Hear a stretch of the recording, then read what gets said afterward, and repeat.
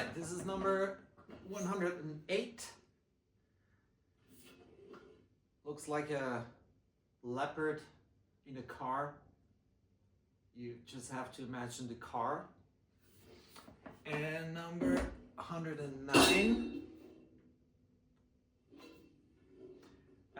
They both have a what I call ghost bell.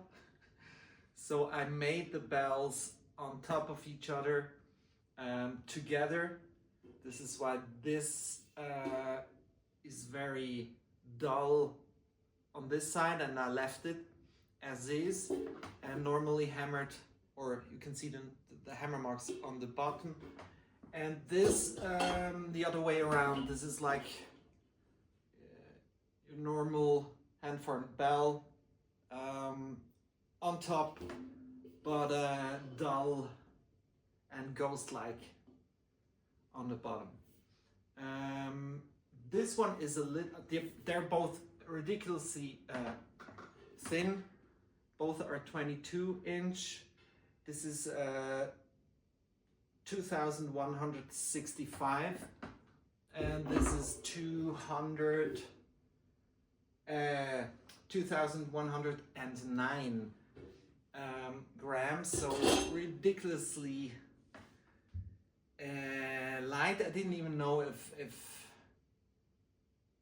what I should make of these. It was clear that it has to be some kind of unlathed or mostly unlathed finish, since I didn't want to remove more weight, and I opted for a pass with a very coarse sandpaper, and then a polishing pass with a dull lathe bit. This is why in close-up it's very shiny. So you have both the grittiness and dirt of the sandpaper and the polished and smooth feel of a polish pass. This one turned out a little stiffer. It has a little more weight, and this is pretty soft. I mean, not super soft for the weight, but yeah. But here you can hear the low rumblings.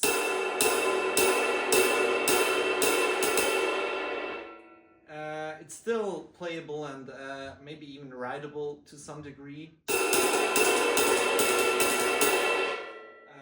This is just this mic here, and this is has the feel of a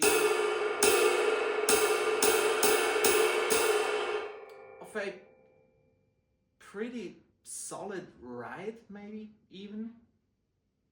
I had the feeling that I may have to go with crashes, just given the weight, but this is a crash ride. Yeah, for sure. This one is a crash ride too, depending on how you're playing it, what sticks you use, what kind of force you put into it. Yeah, so you could even have this as a ride and this as a crash. But maybe some people prefer the deepness of this one. You have to search for spots where they shine. They are not very uniform. They're pretty rough. I didn't want to overwork the material, so it's well, it shouldn't be an excuse for weird looking shapes. But yeah, it's like once they were close to what I had in mind, I kind of had to step back and just leave them. I made this mistake so many times where I would see something and go in and try to fix it just for a visual, just to have a visually perfect cymbal. But in doing that, I also ruined some cymbals which were perfectly fine. So yeah, I've learned to kind of step away when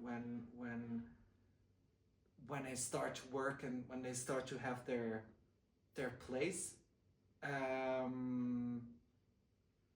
Yeah, it's exciting. I didn't know how the bells would turn out, if it would even work at this size. I did those little China splashes where I hammered those two taped together in one go. I tried this with these. I ended up mainly doing it for the bell, a little bit of the body, but then it got too rough. I had the feeling that it would work. I'll try it again.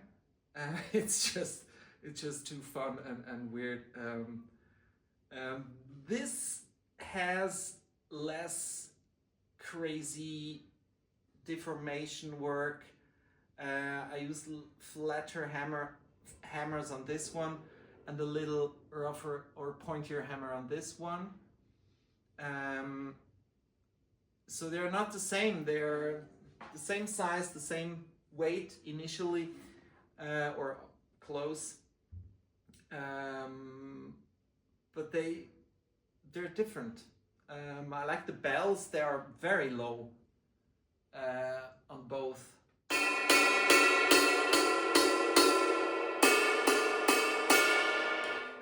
And they play well.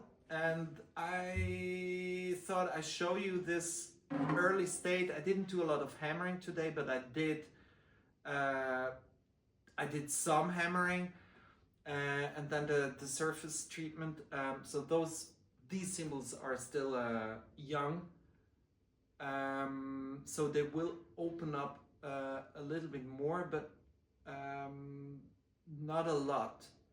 I found that when I do this polishing, it feels like a little bit of a time machine. I can quicker tell what's going on with the cymbal. There's a little bit of heat involved, not too much, but a little bit. And somehow the ones that I do polish with a dull bit, they end up having their voice quicker, or they present their voice like quicker. So I expect these to open up a little bit, but not too much. And most of the hammering was done in different times. So I started I don't know, a week ago or something like that, or even more. I don't remember. So it's, yeah, I'd say you could go with the sound, and if you're okay with them being a little more open in the future, you're fine. Yeah.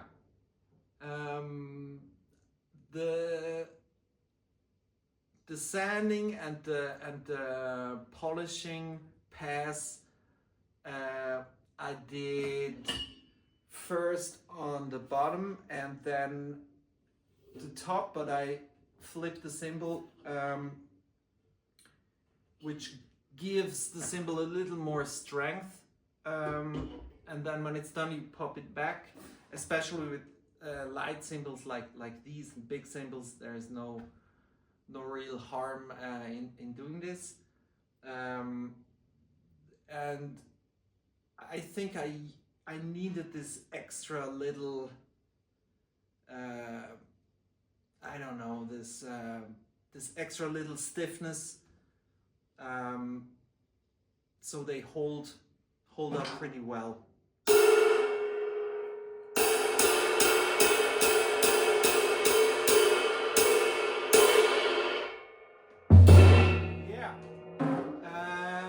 They are already On my site I used the price of 21-inch cymbals because the blanks were so thin.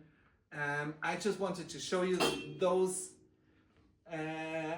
because they look nice and crazy, and it's something I didn't do in this exactly in this fashion, so I'm excited. Yeah, that's that. Have a good time. And a close-up.